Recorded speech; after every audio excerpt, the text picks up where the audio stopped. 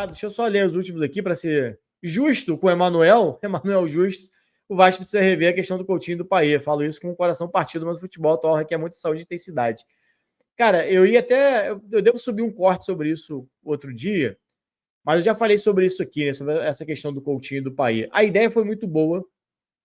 O Payet foi importante em alguns momentos. Ali a chegada dele em 2023, ainda que não tenha sido titular constante e tal, mas de uma certa maneira ajudou a dar mais qualidade para o time, ajudou a ter você dividir, você ter uma referência ali junto do Verratti.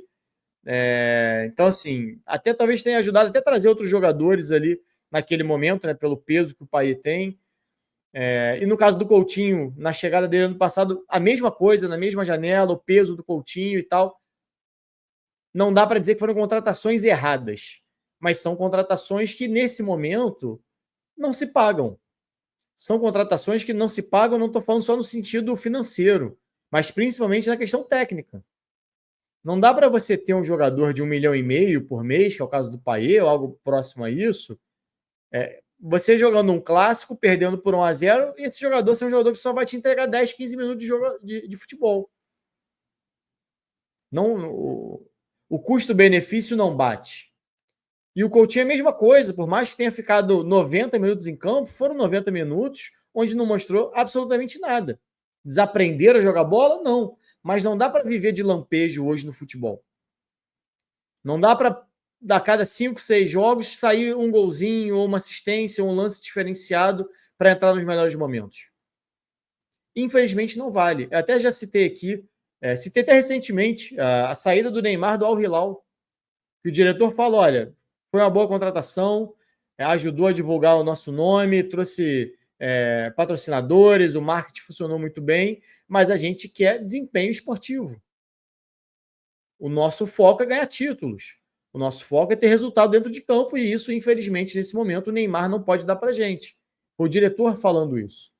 E eu lembro que na live que eu fiz, quando eu falei sobre primeiro interesse do Marinakis, na verdade a live foi muito falando sobre o Edu Gaspar, porque o Edu Gaspar, brasileiro, ex-jogador do Corinthians, hoje é o cara que coordena os clubes, né, da rede ali comandada pelo Marinakis. E eu fui assistir uma entrevista do Edu, que foi diretor do Arsenal há muitos anos. E ele fala exatamente sobre isso, sobre como uma das decisões dele, que não eram populares naquele momento, mas que se mostrou correto com o tempo, foi dispensar o Aubameyang e o Ozil, 2 jogadores mais experientes, de salários altos, queridos pela torcida, mas que já não desempenhavam dentro de campo o valor que era despejado em cima deles. Então, em algum momento, você tem que tomar decisões que não são populares. Mas obviamente também que se você vai abrir mão de 2 jogadores e vai abrir 2 milhões na folha salarial, você tem que ser muito eficiente na hora de ir na janela contratar. Você precisa ter uma reposição. É o que eu sempre falo aqui, você não pode... O Vasco, normalmente, ele perde primeiro e demora 2, 3 meses para conseguir uma reposição, que nem sempre é a que vai realmente repor a altura. Então não dá para pensar só no financeiro. Vou trazer um cara aqui mais barato. Você tem que ter um ganho técnico também. Até porque você perde muito...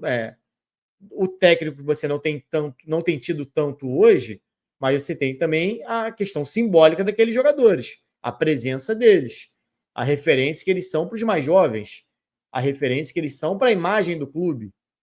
Então, mas isso você precisa botar tudo numa balança.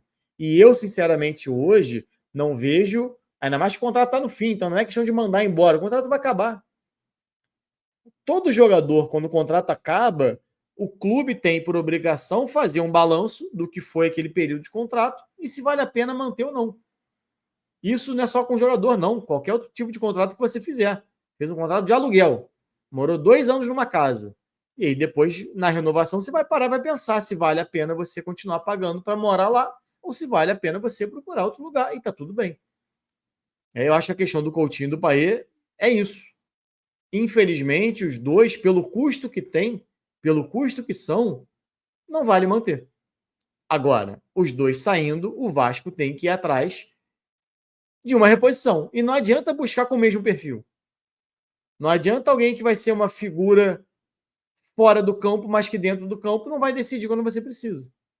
O Vasco, em 2023, se salvou do rebaixamento na chegada do Payet, e não foi graças ao Payet. Apesar de ter feito aquele gol contra o América Mineiro, que foi muito importante. Mas o Payet, muitas vezes, inclusive, foi banco daquele time do Ramon Dias. Em 2024, a arrancada do Vasco também não acontece graças a Payet e muito menos a chegada do Coutinho. Pelo contrário, o Vasco começa a queda de rendimento após a chegada do Coutinho. Então, o Vasco não se salvou em 2023 no Brasileiro por conta do Payet e nem foi para a Sul-Americana e brigou pela Libertadores graças a Payet e Coutinho. Foi muito mais graças ao jogo coletivo. Inclusive, em 2023, a grande mudança do Ramon Dias é exatamente montar um time mais físico, de pressão na bola, que é quando o Paulinho vira o motorzinho do time, quando o Peck, que já tinha destaque, passa a ganhar mais destaque, porque entra dentro da característica de jogo dele. É onde o PH vira titular e com a intensidade que ele tem, a velocidade que ele tem, se torna peça fundamental. Então é naquele momento, o Marlon Gomes passa a entrar às vezes no meio de campo, outras como ponta, pela intensidade que tinha, apesar de muitas vezes sofrer lesão e sair, mas sempre que esteve bem, entrava. Inclusive, o último jogo foi titular e ele sofre lesão e entra o Paulinho. Então, é isso. A compreensão do que é o futebol hoje é o que te faz ir no mercado, muitas vezes, mudar a característica dessa peça que você busca. Né?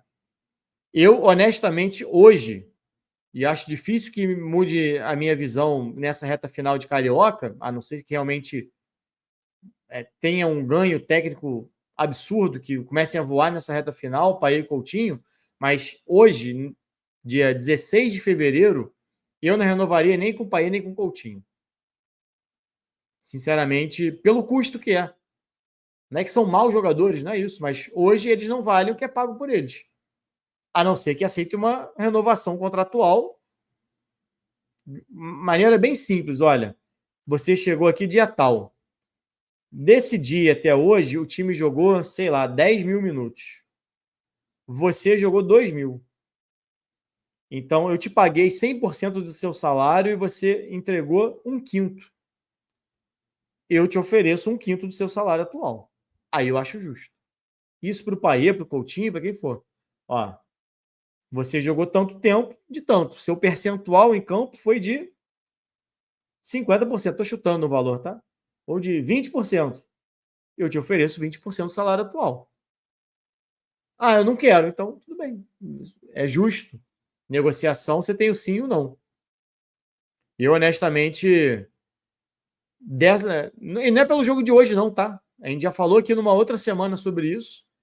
E já falei, acho que no fim do ano, quando a gente foi fazer a análise de elenco, eu falei também. Eu, particularmente, certamente não manteria os dois.